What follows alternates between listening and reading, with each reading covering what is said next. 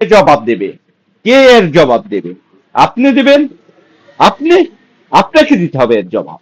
কারণ আপনার কারণে আজকের সংসদের রাজাকার, আপনাদের কারণে, ছাত্রদের কারণে, এই বৈষম্য বিরোধী ছাত্রদের কারণে আজকে সংসদের রাজাকার।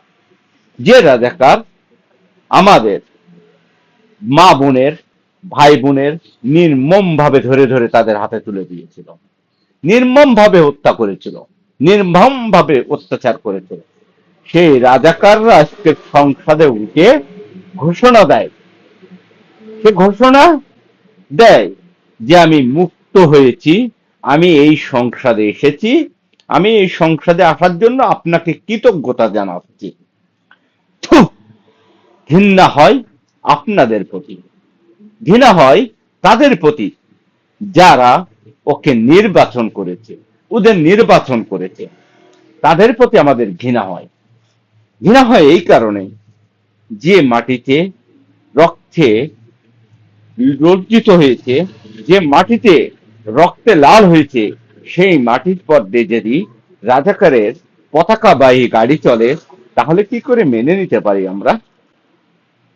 রাজাকারকে যদি স্যালুট করা হয়, তাহলে আমাদের মুক্তিযোদ্ধারা কোথায় গেল? আমাদের স্বাধীনতার মাতৃভূমি কোথায় গেল? আমাদের মানচিত্র কোথায় গেল?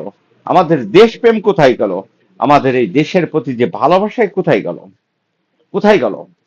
আজকে যারা আজকের যারা পুলিশ, আমাদের পুলিশ ভাইরা, তারা স্যালুট দেবে, এমপি হিসেবে তাকে স্যালুট করবে, সে রাজাকার হিসেবে ঘোষণা দেবে যে আমি রাজাকার ছিলাম, এই ঘোষণা সে মুখ দিয়ে প্রকাশ করবে।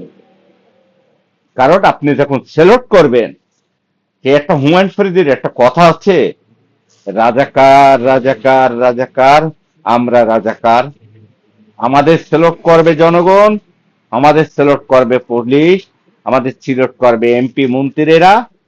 এটা কিন্তু হুমায়ুন ফরিদের কথা ছিল, রাজীবের ডায়লগ ছিল, রাজীব আর হুমায়ুন ফরিদের ডায়লগ ছিল। আজকে সেটাই বাস্তবিত করলো, সেটাই প্রমাণ হলো।